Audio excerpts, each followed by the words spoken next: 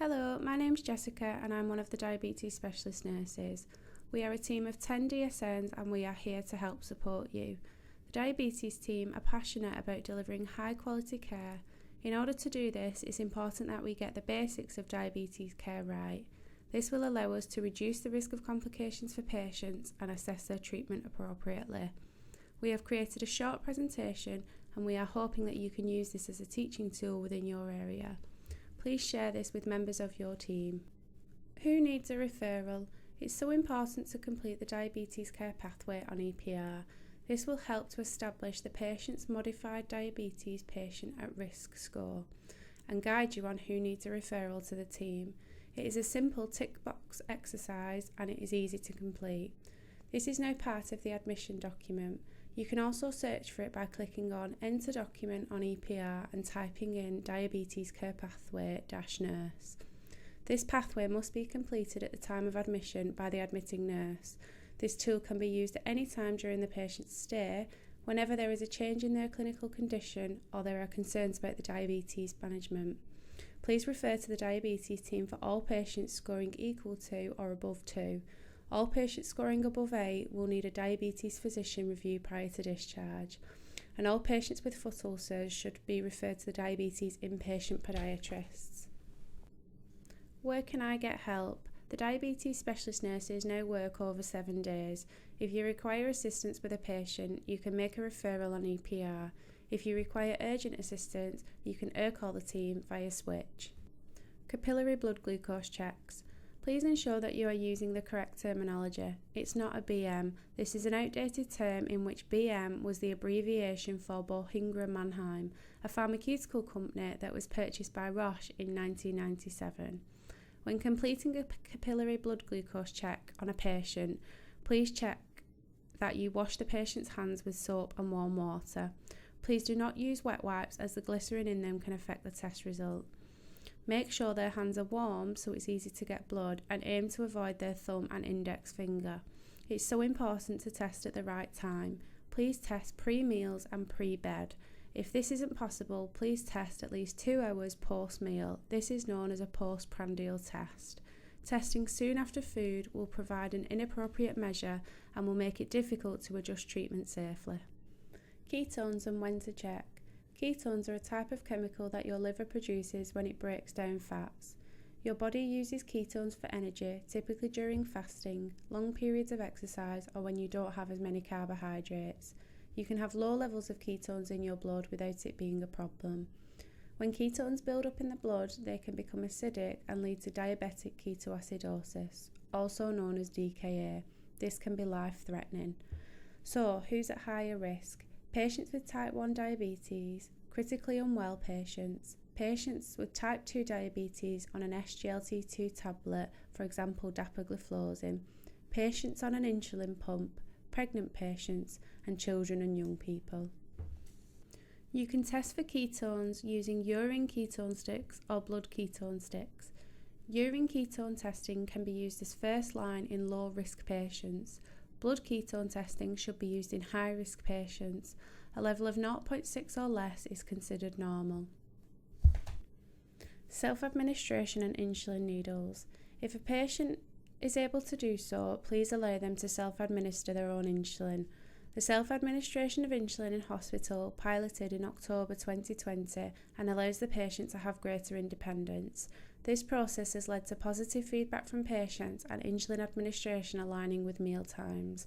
The patient can only self-administer insulin or items specified on the self-administration consent form. All other medicines will continue to be administered by nursing staff. Any change in the patient's condition that may affect the level of self-medicating ability needs to be picked up and acted on immediately, and the self-medicating status reassessed. If a patient is self-administering their insulin, they should be provided with standard insulin needles. These should be 4 or 5 millimeters. If a patient is not self-administering their insulin, a safety needle should be used. Passive safety pen needles require constant pressure to be applied to the skin during administration and have a mechanism that automatically covers the needle tip when it is withdrawn from the skin without requiring extra steps from the user. Injection technique. Lipohypertrophy is when fatty lumps appear on the surface of the skin and is a fairly common side effect of insulin injections. This will usually occur if multiple injections are administered to roughly the same part of the skin over a long period of time. If insulin is injected into a lumpy area, it may mean that the insulin won't be absorbed consistently. The insulin could take longer to be absorbed, leading to higher than normal blood glucose levels, or the insulin could be absorbed too quickly, leading to hypoglycemia. In order to avoid areas of lipohypertrophy, please rotate injection sites. It's important to check that the patient is self-administering their insulin correctly. They should follow these steps. 1. Wash and dry their hands. 2. Choose where they are going to inject. 3. Attach the needle to the pen, removing the outer and inner caps. 4. Point the pen upwards and dial up 2 units of insulin. Keeping the pen upwards, press the plunger until a drop of insulin appears from the top of the needle. This is known as priming. 5. Dial the dose and make sure the spot they are injecting is clean and dry. 6. Insert the needle at a right angle. Press the plunger until the dial goes back to 0. 7. Count to 10 slowly to give the insulin time to enter the body before removing the needle. Insulin storage, good housekeeping. Always transfer insulin with the patient between wards or on discharge. Store insulin in patient's medicine locker once opened. Ensure the date of opening is added to the label. Dispose of the insulin 28 days after opening. One patient, one pen device. Under no circumstances should insulin be drawn up from a pre-filled pen or cartridge. If the insulin is unlabelled, please label with an addressograph. Dispose of the insulin in the blue pharmaceutical waste bin and store any unopened insulin in the fridge. A copy of these rules can be found on the intranet and should be displayed on the medicine fridge. Insulin types. There are various types of insulin and it's essential to know about the different insulin profiles and their action times. Examples of these insulins can be seen on the slide. Ultra-rapid insulin, rapid-acting insulin and short-acting insulins are usually given with meals, so approximately 3 times per day. These insulins should be omitted if a patient is on a variable rate insulin infusion. Pre-mixed and biphasic insulins are usually administered twice per day. These insulins should be omitted if a patient is on a variable rate insulin infusion. Intermediate acting insulins can be administered once or twice per day. These insulins should be continued whilst the patient is on a variable rate infusion. Long-acting insulin should be administered once per day. These insulins should be continued to be administered while a patient is on a variable rate insulin infusion. Stopping a variable rate insulin infusion. Things to consider. Is the patient able to eat and drink? Is the patient due to have a meal and some insulin? Has the patient had their basal insulin?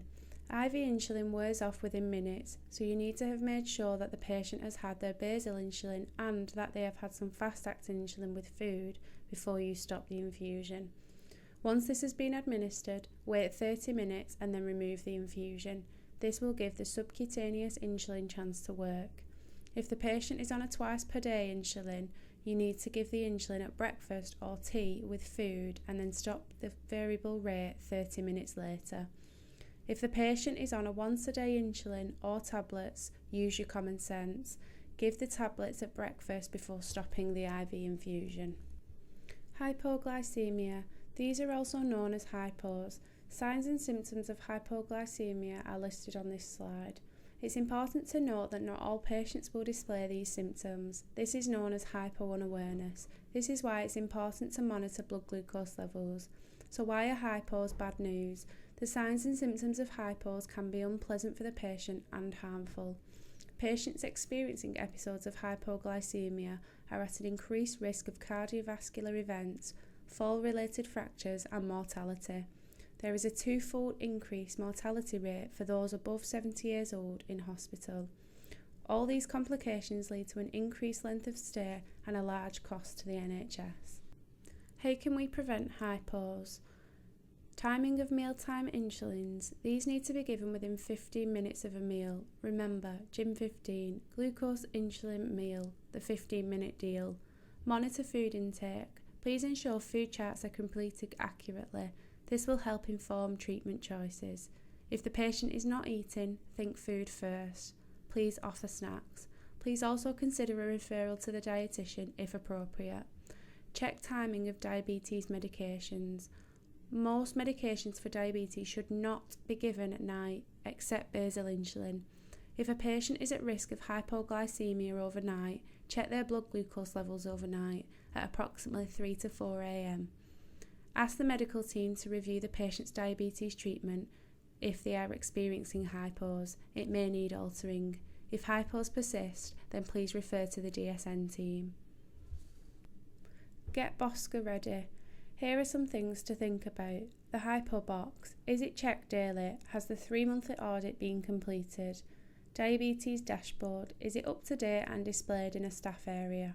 Insulin housekeeping. Is this displayed on the medicine fridge? Who is your diabetes link nurse?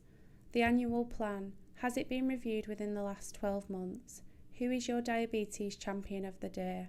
Safety huddle. Are patients on mealtime insulins discussed within this? Gym 15. Self-administration. Has the paperwork been completed? Thanks for watching. We hope you found this useful. Please don't hesitate to contact us if you'd like any further information or you require our support.